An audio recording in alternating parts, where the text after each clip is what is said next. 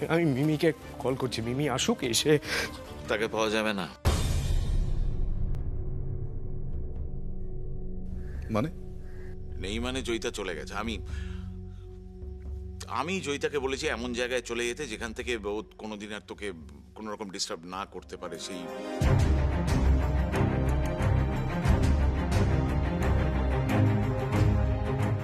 তার জন্য টাকা আমি অনেক টাকা দিয়েছি ওকে, যাতে তোকে আর বিরক্ত না করে।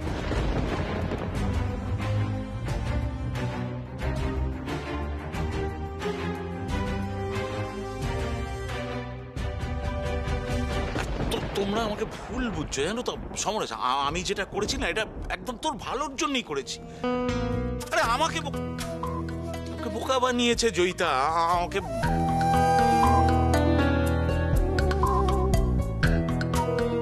টেস্ট রিপোর্টটা আমি কি করে বুঝবো? তুই বল, আমাকে এনে এই টেস্ট রিপোর্টটা দিয়ে বললো যে দেখো দেখো সমরেশ মোদক আমার সঙ্গে কিরকম আমাকে কিরকম এক্সপ্লয়েট করেছে, আমার ছেলের ভবিষ্যৎ একটু দাঁড় করিয়ে দাও। এই সেই জন্যই তো আমি কি করে জানবো যে এই রিপোর্টটা মিথ্যে?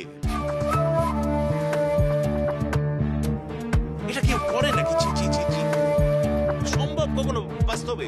তুই, আমি, জয়িতা, আমরা তো তিনজনে ভালো বন্ধু ছিলাম। আর তোর সাথে যে জয়িতার একটা ঘনিষ্ঠ, আমি কি করে বুঝবো যে ও মিথ্যা কথা বলছে? মিথ্যে তো আপনিও বলছেন doctor Banerjee.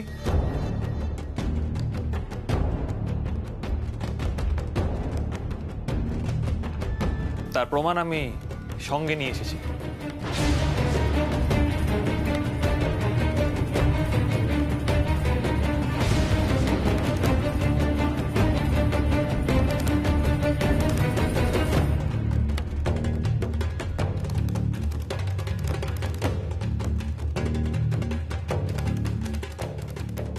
Tridibesh, I am very sorry, মানে আমি ওনাদেরকে সব বলে দিয়েছি। না হলে আমি খুব বড় একটা ক্রিমিনাল কেসে ফেসে যেতাম। তুমি আমার বন্ধু বলে আমি জাস্ট তোমাকে হেল্প করেছি মাত্র। স্যার, ডক্টর ত্রিদিবেশ ব্যানার্জি আমাকে আসল রিপোর্টটা দিতে বারণ করেছিলেন।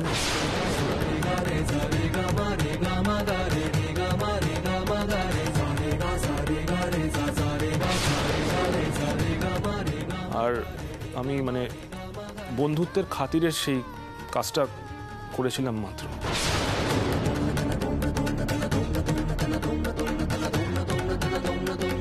সেটা কোনো এক্সকিউজ হতে পারে না ডক্টর সান্যাল। আপনি একজন রেসপন্সিবল প্যাথোলজিস্ট, এত বড় একটা প্যাথ ল্যাব চালান, আর যে কারণেই আপনি কাজটা করে থাকুন না কেন সেটা একটা ক্রাইম, আর এত সহজে সেটা থেকে মুক্তি আপনি পাবেন না। রুদ্রদা, আমি ওনাকে ইন্টারোগেট করতে চাই। তারা এক মিনিট এদিকে এসো। তারা ওনাকে থানায় নিয়ে যাও আর আমার ফেরা পর্যন্ত অপেক্ষা করো। দেখো, ওনাকে অ্যারেস্ট করলে কিন্তু ডক্টর ব্যানার্জিকে অ্যারেস্ট করতে হবে। আমাদের কাছে ওনাদের এগেনস্টে কোনো এফআইআর নেই, এটা মনে রেখো। ঠিক আছে, তুমি এই দিকটা সামলাও, আমি দেখছি। আপনি আমার সাথে চলুন, আপনার কিছু স্টেটমেন্ট রেকর্ড করতে হবে।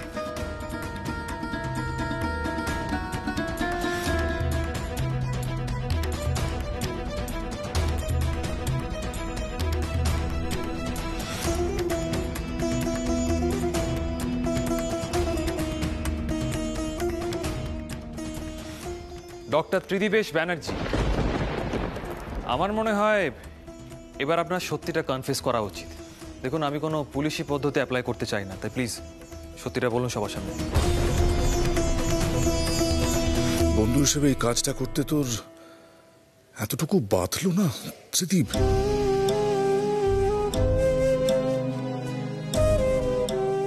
আমরা তো সেই ছোটবেলার বন্ধু। একটু একা কথা বলতে পারি আমরা সমরেশ? না ত্রিদীপ, আর নয়। যা বলার সবার সামনে বলবি তুই। ওই মিথ্যে ডিএনএ রিপোর্টটা তুই আমাকে আড়ালে দিসনি, সবার সামনে দিয়েছিলিস, আমার ছেলে মেয়েদের সামনে দিয়েছিলিস। এই আমার বৌমা মিঠাই, ও না থাকলে আমি প্রমাণও করতে পারতাম না যে আমি নির্দোষ। অথচ এই মিঠাইকে আমি দিনের পর দিন একসময় এতটা ভুল বুঝেছি, আর তোর ওই মিথ্যে ডিএনএ টেস্ট রিপোর্টের ভিত্তিতে আমার পরিবার আমাকে ভুল বুঝেছে। বাবার মুখ ছোট হয়েছে। ত্রিদীপ, কেন করলি এটা? তুই বল, কেন করলি? কারণ ছিল সমরেশ। চৈতা ব্ল্যাকমেল করছিল আমাকে। আমাকে একটা রেপুটেশন আছে তো আমার তো একটা ফ্যামিলি আছে, কম বয়সের একটা মিস, তার জন্য তো আমি সেগুলোকে খোয়া যেতে দিতে পারি না, তাই না?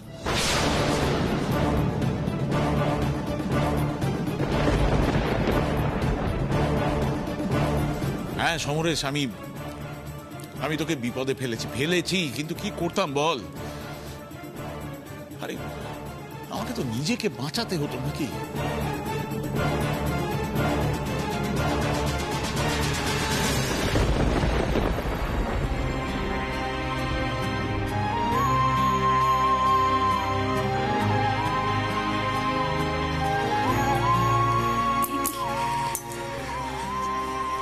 পর্দার মুখের দিকে তাকানো যাচ্ছে না দিদি। তার মানে ত্রিদিবেশ কাকা বাবু পর্দার বাবা। তাই তো মনে হচ্ছে মিঠাই। এত বড় একটা অপরাধ উনি করলেন কিভাবে? আঙ্কেল, আপনি যদি অনুমতি দেন তাহলে আমি ডক্টর ব্যানার্জিকে অ্যারেস্ট করতে পারি। আপনাকে শুধু একটা ফর্মাল কমপ্লেন্ট লজ করতে হবে। যদি সেটা করতে পারতাম রুদ্র। না, এ বাড়ির ট্রেডিশন এটা নয়।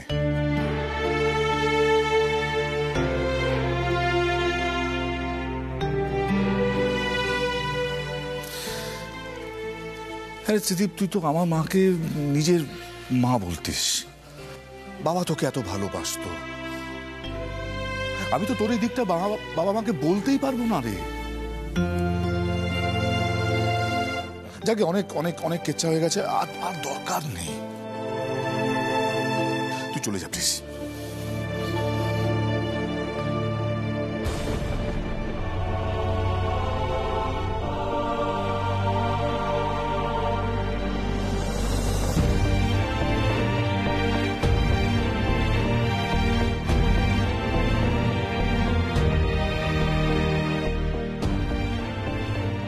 চৈতা ব্ল্যাকমেল করছিল আমাকে একটা রেপুটেশন আছে তো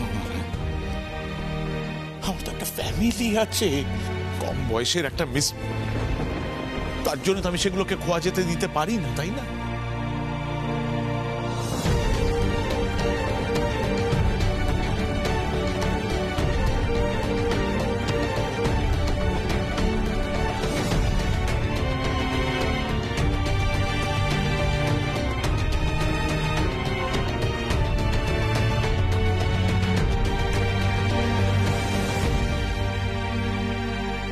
দিদিমণি, তুমি একবার যাও পর্দার কাছে। পর্দা একেবারে ভেঙে পড়েছে দিদিমণি, যাও। শ্রী, বাড়িতে একটু সবাইকে জানিয়ে দিও তো আমি বমের কাছে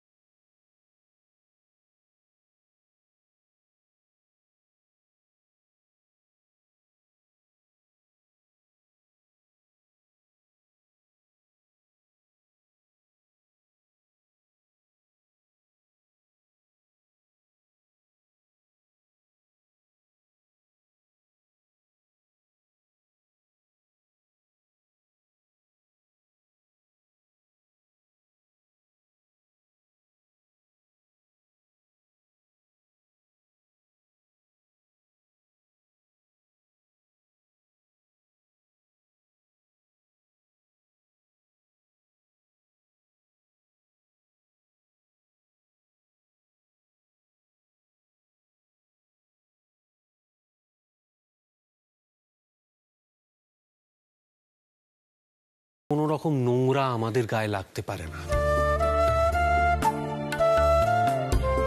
একদম ঠিক বলেছো রাজীব, একদম ঠিক। বর্দা কিন্তু খুব আঘাত পেয়েছে বর্জবাবু। না না, বর্দাকে সামলানো অত সহজ হবে না। একমাত্র দাদু ছাড়া বর্দাকে আর কেউ সামলাতে পারবে না, কেউ পারবে না।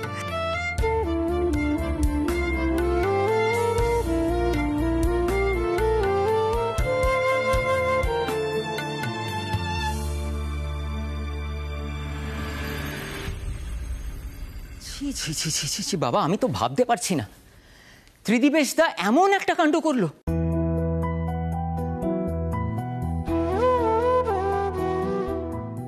কি বিচ্ছিরি ব্যাপার বলতো। আরো সব পুরনো কথা ঘেঁটো না। তুমি কি বলছো বাবা? আগরওয়ালরা আমাদের পরিবারের এত বড় একটা হেনস্থা করলো অতগুলো লোকের সামনে। এর একটা বিহিত হওয়া দরকার বাবা। আমি অন্তত একটা পাবলিক স্টেটমেন্ট ইস্যু করি। ও প্লিজ, আর এসব নিয়ে আলোচনা করো না। সোমের কথাটা একবার ভাবো তো।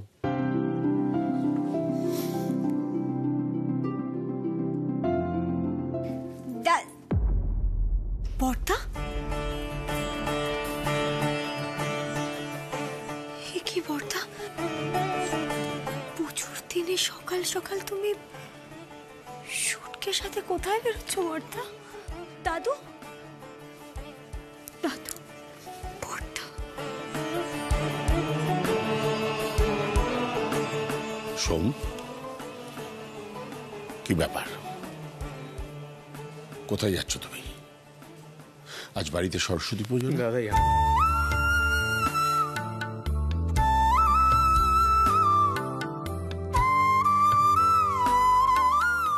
আর আমাকে ক্ষমা করুন।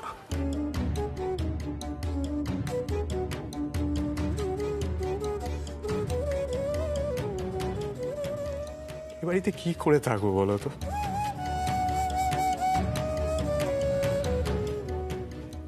যা ঘটে গেছে তারপরে এ বাড়িতে থাকা আমার পক্ষে।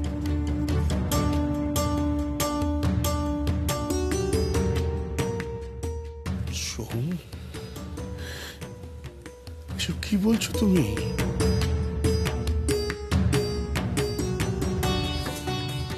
তোমার বাড়ি, তোমার পরিবার। দেখো সোম দাদা, সবার জীবন একরকম ভাবে চায় না, তাই বলে কেউ পরিবার ছেড়ে চলে যায়?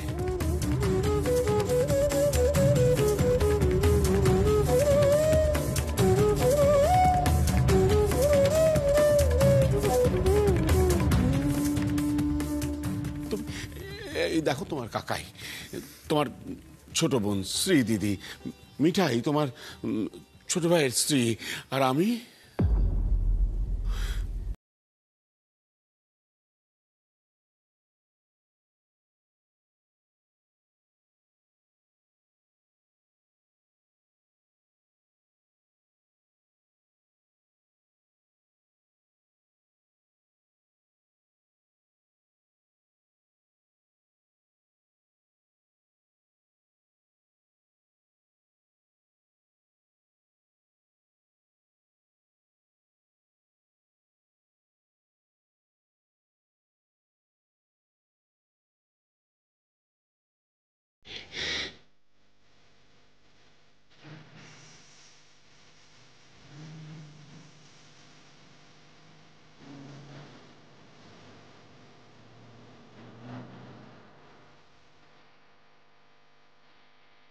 আর তুমি মোদক পরিবারের একজন, আগেও ছিলে, এখনো আছো।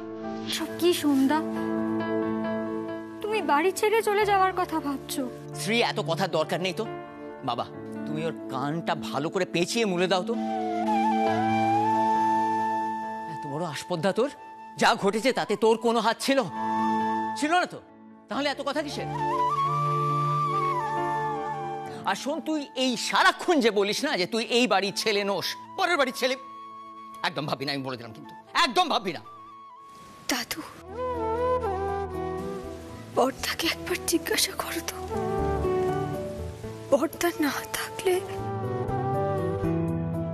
এই বিজনেসটার কি হবে?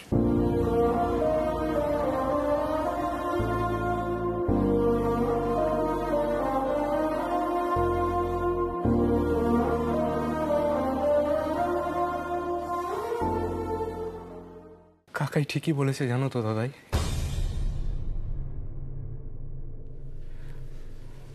আমি কাল সারা রাত ধরে চিন্তা করেছি, তোমরা কোনোদিন আমাকে পর ভাবোনি।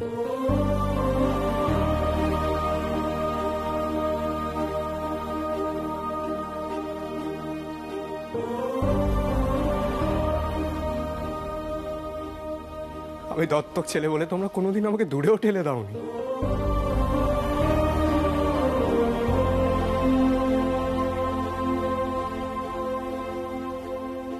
কিন্তু আমার এগুলো মনে হতো, আমার মনে হতো যে সবাই আমার উপর অবিচার করছে। আমার মনে হতো আমার বাবা মা থাকলে কোনো অন্যায় হতে দিত না, তাই তো লোক লাগিয়ে নিজের মাকে কি পেলাম দাদাই?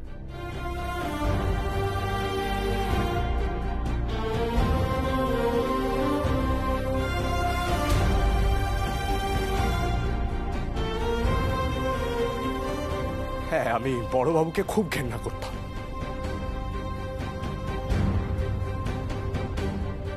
তো বড়বাবুই বা কেন একটা মিথ্যে অপমানের বোঝা নিয়ে চিরকাল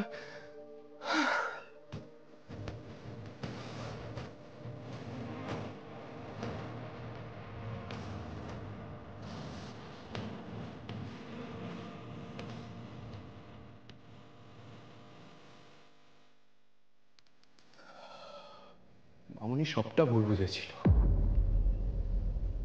আমার মতো।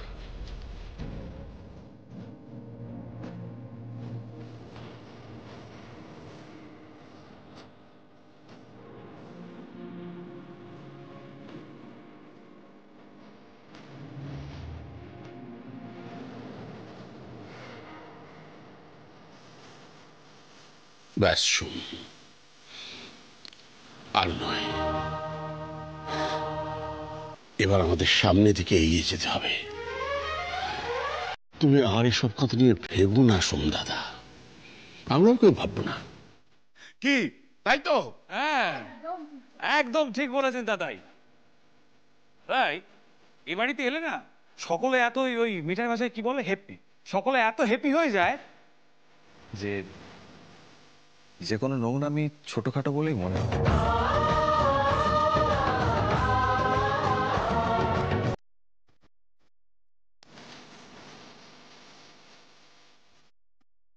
রুদ্রদা, তুমি এটা একদম ঠিক বলেছ। অন্য কোনো ফ্যামিলি হলে কিছুতেই ডক্টর ব্যানার্জিকে এত তাড়াতাড়ি ক্ষমা করতে পারতেন। মোদক ফ্যামিলি বলেই এটা সম্ভব হয়েছে। আর কি বলতো রুদ্রদা, আমিও এখানে এলে না একবারে হ্যাপি হয়ে যাই। ও সন্ধ্যা, তুমি এখনো মুখটা শুকনো করে কেন দাঁড়িয়ে আছো বলো তো? সত্যি দাদু, আজ তো সরস্বতী পুজো নাকি? তা বড়দা না থাকলে জোগাড় যন্ত্রগুলো কে করবে শুনি? আর আরেকজন সেই যে সকালবেলা বেরিয়ে গেল এই পুজোর দিনে, কি করতে গেল, কেন গেল, কোথায় গেল, সেসব তো জিজ্ঞাসা করার সাহস নেই না মিঠাইয়ের। এই সকাল সকাল যদি মিঠাই মার্ডার হয়ে যায়, তাহলে পুজোর সবকিছু হবে কি করে? পুজো তো ভণ্ডুল হয়ে যাবে। তাই মিঠাই রিস্ক নেয়নি, বুঝলে তো? আমার প্রাণটা তো আগে না, তারপর তো সবকিছু বলো। এরকম ভাবে বলো না মিঠাই, এমন করে বলছে মনে হচ্ছে দাদাভাই ওকে সত্যি সত্যি মার্ডার করে দেবে।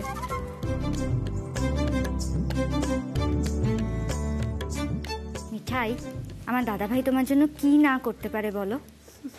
একদম এসব উল্টোপাল্টা কথা বলবে না আমার দাদাভাইয়ের নামে। দাদাই, ভাই সকাল সকাল বেরিয়ে গেছে যাতে আমার মুখোমুখি হতে না হয়।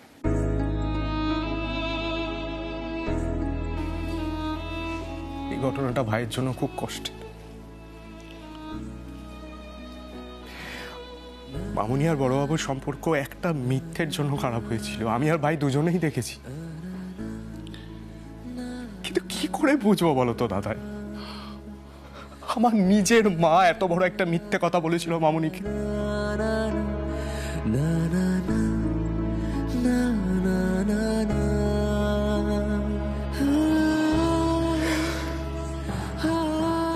দাদাই, আমি একটা কথা বলতে চাই, ব্যবসার কোনো ভাগ আমি চাই না। নিউ সিদ্ধেশ্বর মোদক বলে কিচ্ছু থাকবে না।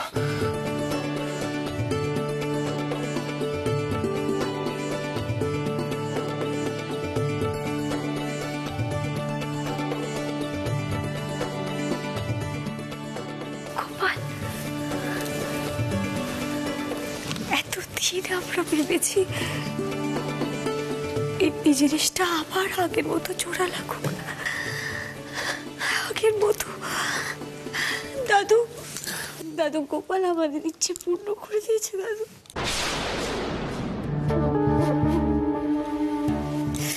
থাকো গোপাল, থাকো। এবার আমরা একসাথে আগরওয়ালদের জবাব দেব।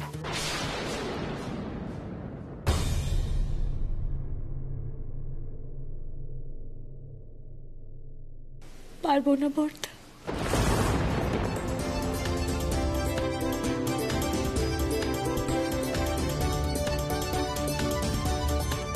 হ্যাঁ পারবো মিঠাই। সিদ্ধেশ্বর মোদক কখনো হেরে যায়নি, যাবেও না। আমরা সবাই মিলে অমি আগরওয়ালের যোগ্য জবাব দেব।